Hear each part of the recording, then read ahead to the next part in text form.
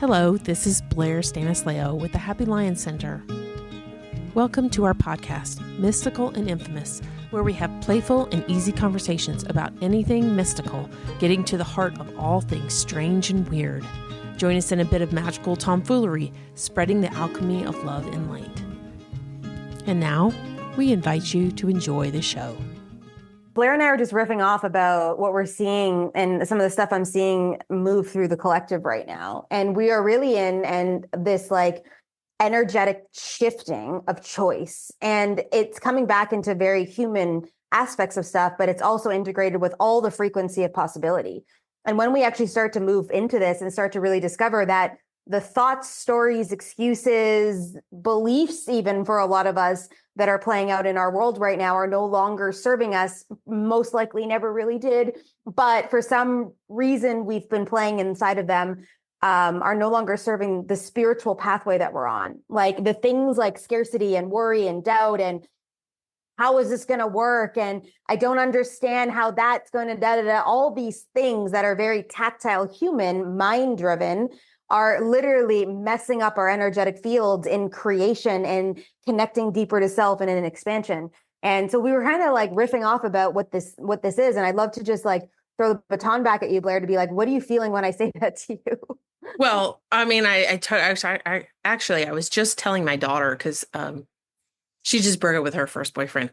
And I was talking about a little bit about my sister too, but I weave astrology in there. Okay. Because in astrology, you can see very clearly, this person's going to struggle with XYZ, whatever their chart is. Right.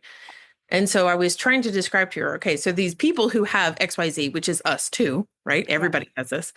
But they have these struggles that are XYZ, then usually what happens is in early childhood, we have an experience. So let's say that, well, I'll just use mine. Mine was difficulty with friendships and large groups. Okay.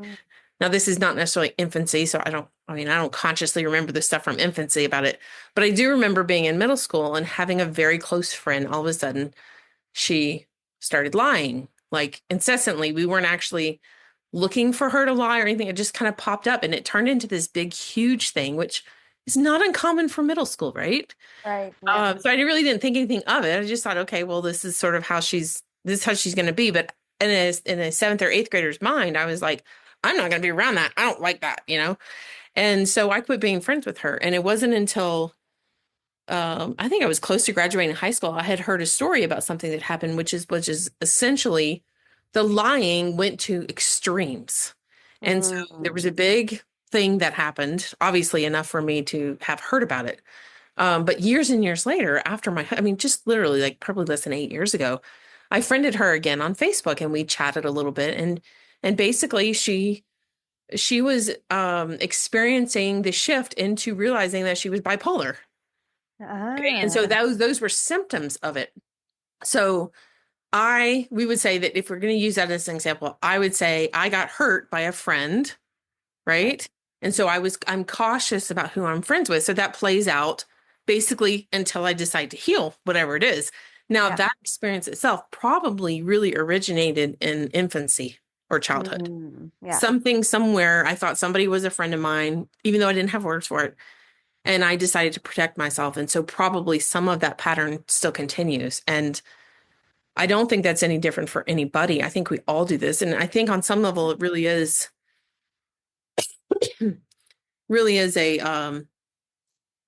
it's a survival mechanism, just as much as crying as a baby to get attention or whatever it is that you do. This is just a method of this keeps me safe right now. And then that habit just continues on throughout. And I totally agree. And I mean, I've devoted basically my life the last couple of years to trying to figure out. Matter of fact, I think it was 2 years ago that I didn't tell anybody this. But I just had a little conversation with the universe or whatever. And I was like, I really want to understand what it is. What does it mean to say that it's like in the subconscious, or like, what does it feel like? It wasn't a completely human question in the sense that if I just said, I want to understand the subconscious, that might be more cohesive, but you can't say that to other humans. So I didn't really say that. So I just put the energy out And then the next year, I subsequently experienced all of what that meant. Of Not all, course. a lot of, right? A lot of Yeah. what that meant. And oh, that was a rough ride, right? But now I Oh, understand it a lot better. yeah.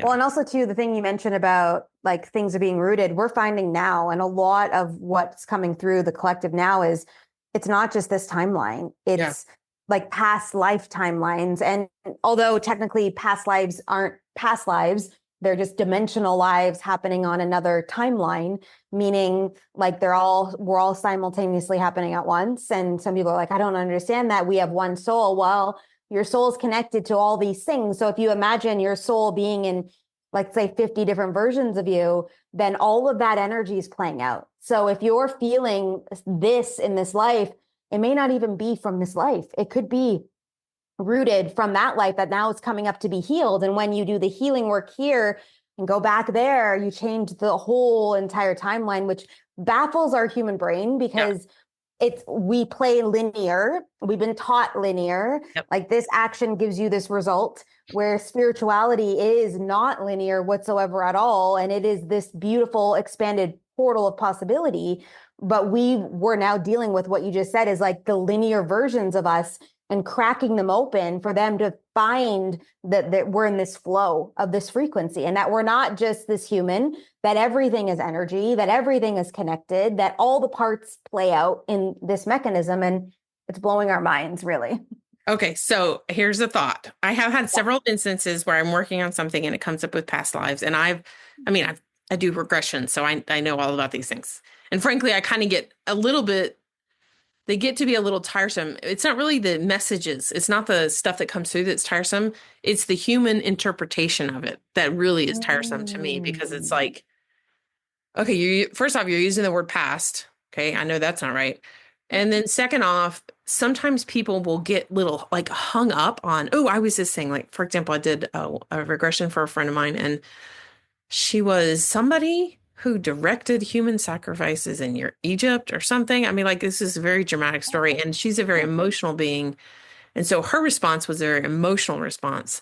And it was a dramatic story, don't get me wrong. Yeah, of Uh, course. and she didn't necessarily, I don't think, get hung up on that, but I could see why people would get hung up on, oh my God, I did this thing. And, I Yeah. saw these images, and I mean, it's dramatic. It's rough. It's like you're watching a movie and you're completely engrossed in it. And oh my gosh, this is really what it is. Well, it is, but it's also not, right? Yeah. And actually, in that most recent masterclass that I was just mentioning, we were touching on the fact, it was actually that same person and another one who were kind of talking about how they were going through the process of essentially was healing. Okay. Yeah. And what I find really amazing, and I think this is actually really important to notice, is that there's something inside of us, and I think this is the driving force. There's something inside of us that knows that what the world tells us about ourselves is not right. Hmm. Meaning, it, some of it might be right, but there's parts of it that aren't right, which is what drives us to try and solve or fix or change Yeah. those things. Get curious. Yep. Yeah. Yep. And so they were doing ancestral healing, Hmm. essentially. So one of them just spontaneously did that. And I've been in a class where she actually learned that too. So I know, and I've done it too. So I know what it's like. So she's describing this process of ancestral healing. And I would beg to argue that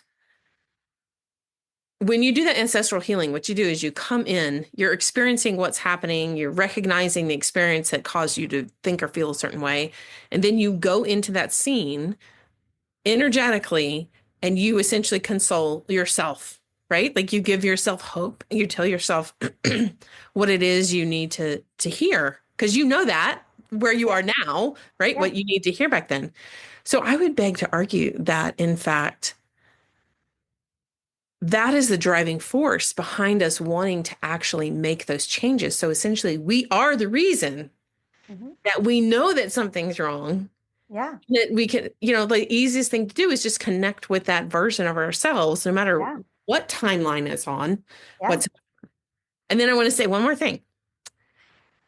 Uh, the way you were describing it reminds me of why I have such hope for the youth of today. Now, being a teacher, Mm. as I was for almost, a little over 9 years, um, I'm of that in between generation. So I'm not a baby boomer and I'm not the millennials. And so Yeah. I had this way of easily understanding both of them. Right. And if you listen to older generations and they complain about the younger generations, definitely more than one apart, Yeah. it's like you're hearing the old generation stuck in their patterns, what we're talking about here, and the younger generation exploring new ways. Hmm. The thing that to me is most promising is the fact that they are doing that. Right. I think these younger generations have, uh, whether it's a conscious belief or knowing or just a spiritual innate one, that in fact, when they make the changes Yeah. in the world that are going to help solve whatever the issues are that we need to fix, it's not going to fix it in one little thing like the two generations before them, right? Mm-hmm. It's going to do exactly what you said. Like I imagined, let's say one cube rolling over to a new color being Hmm. shown, and then it's like a domino effect. All these other things just Yeah. change. Yeah. Yeah, yeah, It shifts everything. And this is the thing, like, so I got trained in past life regression and then morphed the protocols or whatever the things, changed it in the vibrational alignment that I'm meant to serve and teach it in. And obviously that's just kind of, I'm a rebel. So that's what I do anyways in the space of it all. And I call it actually exploration now because I'm like, I don't like that word, like I'm like past life exploration. But in all the work I do, we drop in and then we do something in that past life to move whatever we have to do. And um, it's cool to watch and feel when you shift the actual energetic cords that are the impeding factor. And it's all the versions of us. It's not like it's just like you said, we think about it outside of ourselves, but it's not. It's all the connectedness in here. And then it's that energy now moving into the world and gets embedded into the kids and into the work we're doing and into the spaces and the earth experience. So the next person that comes to that earth experience where you've embedded that energy now gets that flux of choice to take that on consciously or unconsciously, depending on where they're at in their awakening process. And this is the movement. When they call it the ascension, I'm kind of like, like there is like we're descending inside of ourselves to ascend within our own light. Like that's really what's transpiring. And through that is then the collective is moving through because the people are doing the work. It's not an outward journey. It's all an inward journey. And every single movement of light we take creates a ripple effect of light somewhere. It's the calibration of it all, right? So, yeah, yeah. yeah. So what I wanted, I'm always trying to bring it back to like tangible. How does somebody who listens to this really understand what to do? So what is your advice or what is your regular practice of how do you figure out what to work on? Because there can be so much Oh my God. that, yeah. Okay. So share with us what that is. I've been doing this work for 16 years and I'm still in it. And one of my clients said to me once, when are we going to be done? And I was like, when you die? Like, I don't know. Like, I don't know what to tell you. This is the experience. Like we signed up to come here to literally learn through all of this. What I'd say to people is like, there's a story, a main story right now that's playing out in your field that you're knee deep in it. And that could be you're playing victim, you're living in worry all the time, you're doubting what can transpire, there's scarcity and lack moving through your field consistently. And the stories you keep saying that all weave behind this energy that's the most potent one at this moment of time is the work. That's the place. And if you actually get honest with yourself, and some of you will be like, I don't know my story. I'm like, yeah, you do, because that's your story right there. It's like, Yeah. you do know. You do know. You say it to yourself every day. You wake up in the morning and you're like, I don't have enough money. I don't like, how am I going to pay the bills? How am I going to move this through? Or you're like, I can't do that because I don't have the skills, or I don't know how I would, like, you tell yourself this every day. And if you start to actually look at the way you talk to yourself and the way you're showing up in the world, you will find it right away. Now, Yeah. most of us are avoiding it and hiding from it because we don't want to do the work. B, we don't want to take responsibility because then that means that opens up a whole other thing. Like, well, if I'm responsible for this, am I responsible for everything? It's like, yeah, you are, Yeah. But once you actually swallow the pill and you actually like, I'm responsible for all of this. That's where I would normally swear, Blaire. Like, I'm responsible for all of this. Okay. All right, if I'm responsible for all of this, then I'm also responsible. And I always say this, I'm like, if you are your limitation, you are also your liberation. It's the Yeah. law of polarity. Like Yeah. you are it. So if you can do that, you can also do this. But you just now need to start choosing and start to do the work and start to look at it and look for the pain and look for what you're holding on to. And, there's a story you tell all your friends. And sometimes you keep repeating it over and over. Remember that time and it's like, it doesn't serve you. It's Yeah. not serving you anymore. Yeah. Yeah, it's funny. So we'll just bring this up because I don't know if the Yeah. listeners know this, but I did fall about 3 weeks ago and broke both of my elbows. And that's certainly been a journey. I've been very stuck, like in terms of being able to, I can't do anything for myself. Like if I wasn't living in a house where people were helping me, I don't know what I would do. But it's interesting because even just this past weekend, I slowly have been pulling back. So like we had this planned and I was kind of looking at my schedule and I was like, I'm not going to reschedule it. I can do it. Like I can handle this one and I'm going to do it.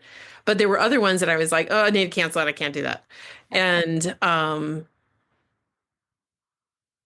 I've been slowly pulling back, and this is just this past weekend, I actually created a part on my website that basically acknowledges that we need to take a break, which I mean, everybody knows you got to take a break sometimes, right? Like you just need to rejuvenate. You need to go within yourself and stop going outward for work or what. That's why we have vacations. Um, and I left a message in my business group and said that I was doing that. So I wasn't typing. This is good because I'm not typing. I'm not using my hands. But in the message, I was then asked later, be careful of the language you use because I did say break in there. And I was like, oh, I never even thought about that. Yeah, I did say break. And then so I immediately went to go change the website. And as I read the website, there were many other words that were describing this process, but break was in there one time. And so like I deleted that particular part, but it's actually really important, the language that we use, because that does pull that up. And what you're talking about there is, I know it's correct. I think for me, when trying to work with other people, or maybe it's not really that. I think it's more like marketing. I look at marketing and I know what marketing's supposed to be. And then I'm like, no, you got to dig deep. You got to get the mud up. Like that's how it works. That's what you do. And that's like the greatest thing you can do, right? But it's kind of hard to sell mud, right? In the way that the past experience has been for me for marketing. So I think there's a little struggle there for me in terms of how do you advertise about them. But in reality, that is what it is. That really is what it is. So marketing is all the things. So maybe one post is the mud, and then the other post is the liberation of the mud. And then Yeah. the other post is like the real talk of something else. So here's the thing about marketing is that, yeah, we've got tactile strategies and we've got the whole thing, but we've also got this very feminine flow that needs to come through because that's the expander, right? That's the energy coming through to call in the magnetism of the work. But most people aren't moving through both avenues, where the strategy is, this is what I desire to sell. Okay. I want this one-to-one portal to be sold. So that's the tactile. Then how do I call it in with the feminine energy? And most of us are not taking the time to drop into our hearts, to connect into here, to be like, how do I speak this into the world and trust that? We're trying to follow scripts, or we're trying to do like that, or that coach says you have to do it this way. And they're like, oh, well, she has 7-figure success, so she must know what she's talking about. So it's like, we go over there and try to grab what they're doing, when it's like, how do you keep coming back to here? Because your clients, your people, the people you're meant to be in relationships with, all the things are led through here, the actual desire of who you are. And the work you're doing in the world is a part of this. And the contract with the other people that are meant to work with you because of this mission are through here. So why are we thinking about this all the time? We're always up here because that's what we've been conditioned. When we drop into here and we actually call them in through the heart, now they can find us. Now they're actually in the beat of the energy. And I'm watching this transpire.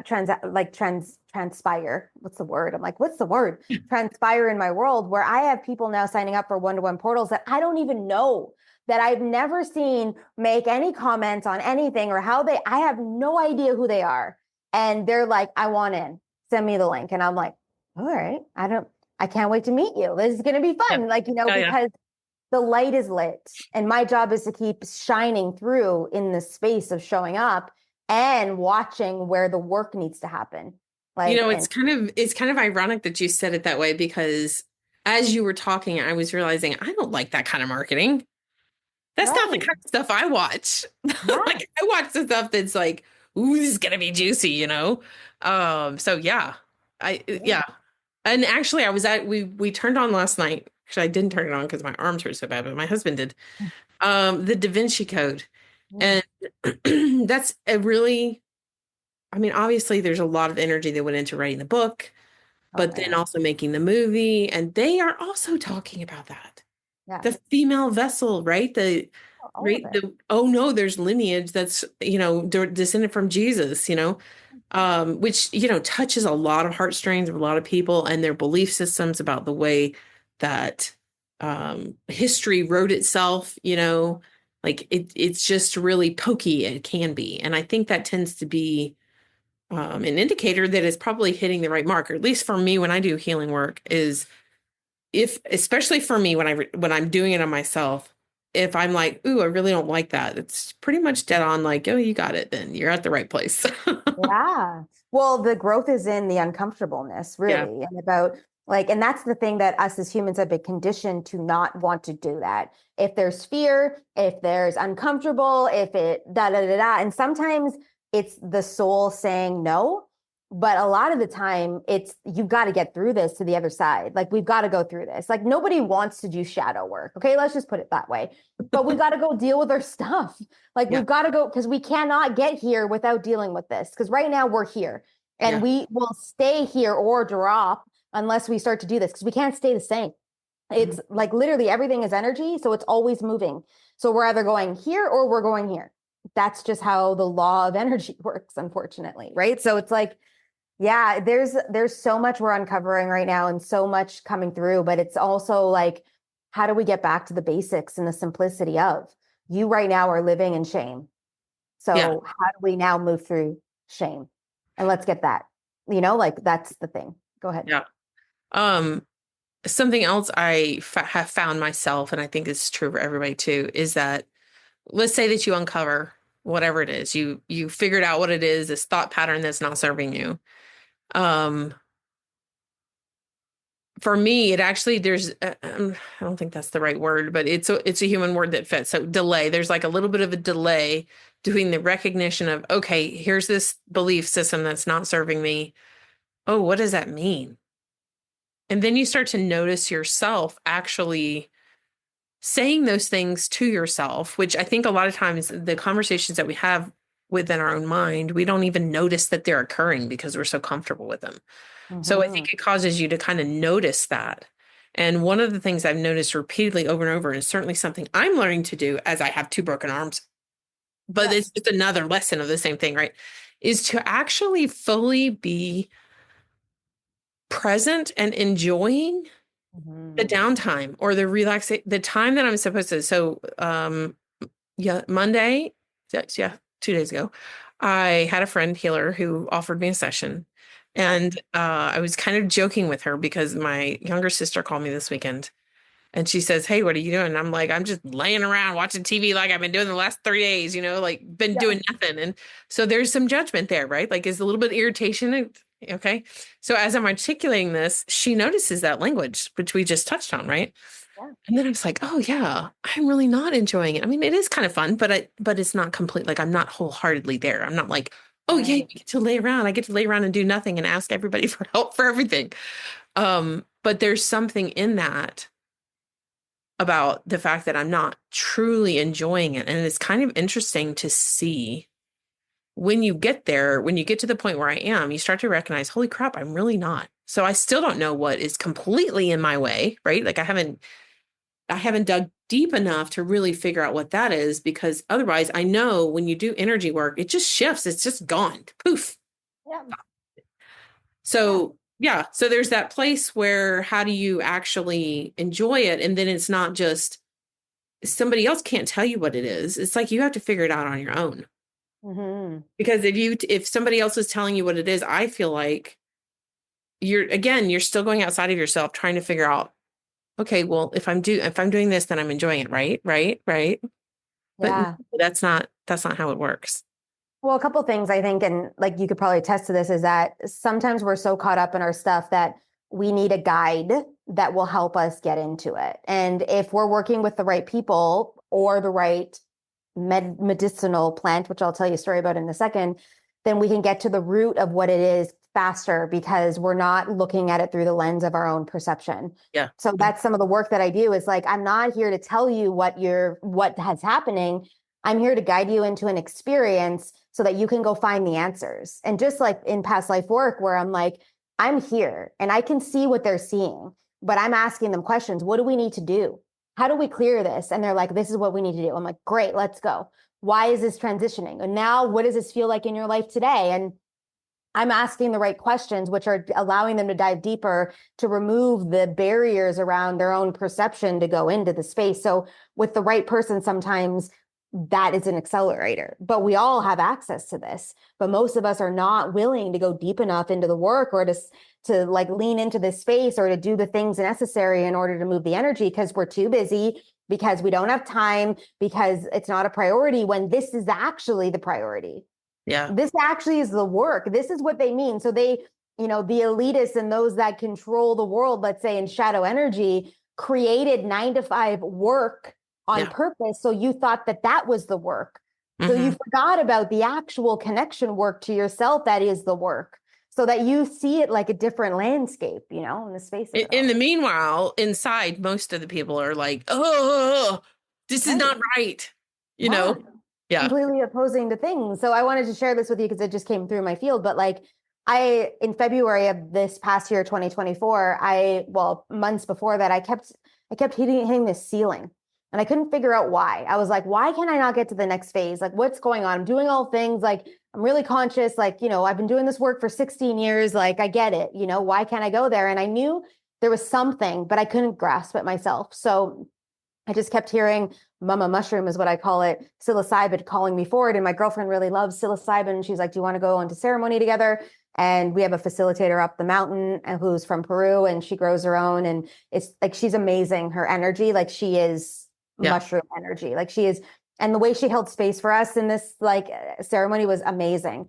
And so that was the intention that I set. And literally at first, mushrooms took me up here and I met some of my soul family. Like, come with us. We'll go visit the planet you're from. And I'm like, no. That's not why I'm here. I'm here for something else. Like, this is the thing. I need more mushrooms for that too. So we're going to go over. And I did a hero's journey. If you know anything about that, it's 5 grams is a lot to take in, but that was what was necessary at the time. And that was really what my connection felt like. And then I dropped into a moment when I was 17 and I was at this party and participated or was highly encouraged, we'll say, and like just because of the podcast ratings, I want to make sure we hold it there, with multiple guys that day that took like freedom away from me, let's call it. And all my girlfriends left me there. And I remember the whole thing now because I went back into that, but all my womb was being blocked with all this energy that I hadn't left because I hadn't dealt with that. And then in the same ceremony, I went to all the other lifetimes where this has transpired in my world and did a whole bunch of work inside of that space of understanding.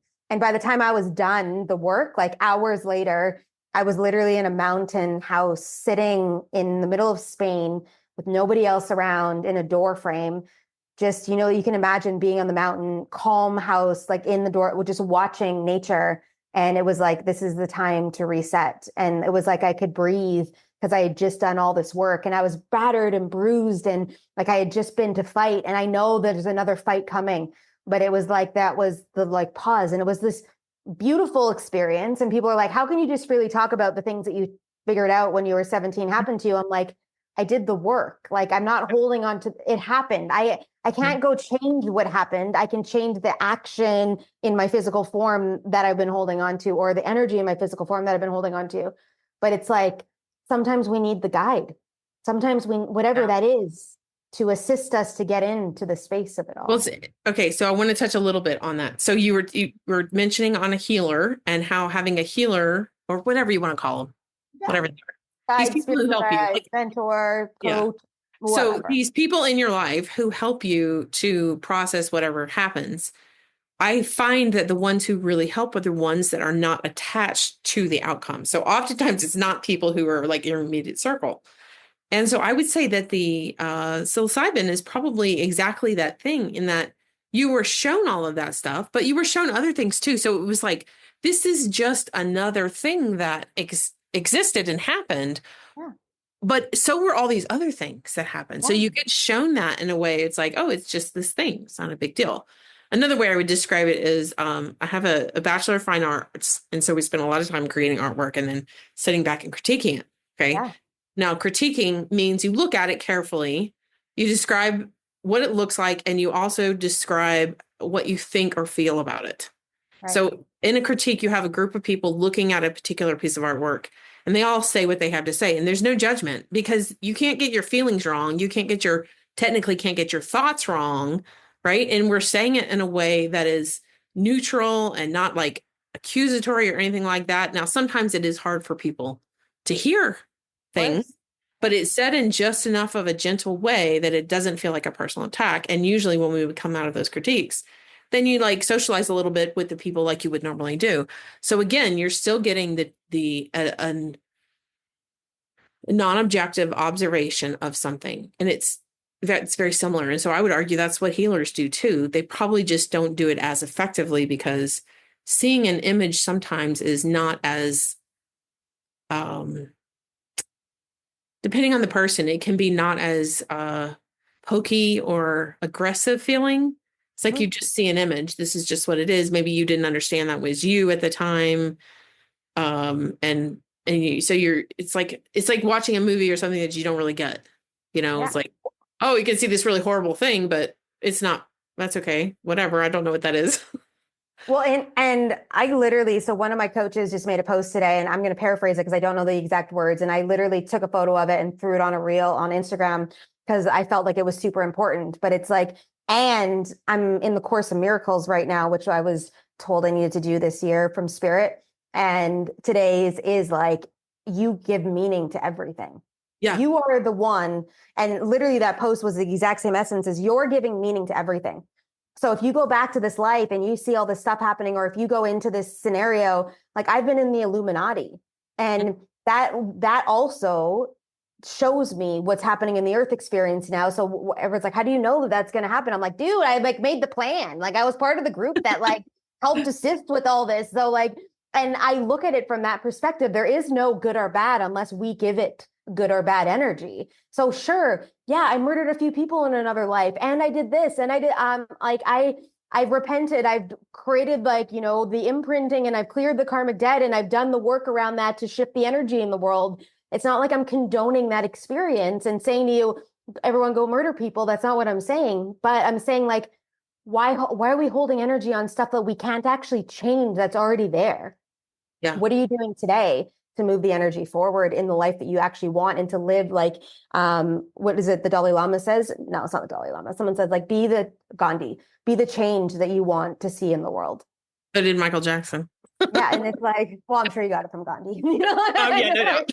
you know, but that's the key. It's like Yeah. we have this reference point. Okay, this happened to me. Oh my God, that happened to me. I'm not going to sit here to be like, now my life sucks because at 17, like all this stuff happened to you, and it's like, okay, that happened. Thank you for showing me. Now I know where the work needs to be done so I can keep moving that energy through. And it makes so much sense for the 20 years after that about why I took certain actions or why I dated certain guys or why I was running around not feeling worthy in the fact of things and why like all this stuff transpired in my life. And I'm like, oh my God, now my whole life makes sense, and it's like amazing.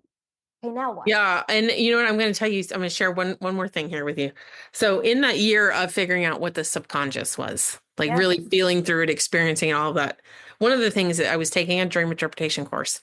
And one of the things that came through was I had this association of responsibility connected to love. They're not the same things, right? They don't it's really, I tell you, it's not really healthy to keep that. So the way that it came through, I don't really remember. I'd have to go back and see, but I feel like there was this particular moment in time. I think it was actually showing me that as an infant, so I mean, less than 9 months, Yeah. I very quickly sensed the energy, the difficulty between my mother and my father, my mother and my sister, my mother and her mother. And so came in, and which actually I will attest, my second born, I've only had two children, but I think when they come into a family, they're in the womb, they're hearing all these sounds and energies before they even come in. When my daughter was born, That girl was magical, which I probably was too because I was second born. Magically knew when to not talk Yeah. and when to step in, and also a different way of saying something so that the energy shifted. And so I didn't recognize that. I've been doing that since infancy. And Right. how does that play out in the world? Obviously, it's a strength in some regards, right? Yeah. But if it's not serving me completely, then how do I look at that? So, I don't know. That was a really weird one, and I was very the questions that the person raised when they were giving me the interpretation. Of course, I just answered them, but it was interesting to notice just how intelligent babies are. They just don't have the There's no filters there. They language. come down in Yeah. pure energy. Like they are directly connected still to source. So they remember their mission, they remember why they're here, they remember the energy of the other side. They remember it all. And then they can't talk, which is like the coolest part I think about the whole thing. So like they're trying to telepathically tell you stuff and you can see them telling you things in the space Yeah. of it, but most of us are so blinded by our own life that we can't pay attention. Yep. Then we condition them as parents and environments. So when they come to talk 3, 4 years old, we don't believe them. Oh yeah, Jimmy's got an imaginary friend over there.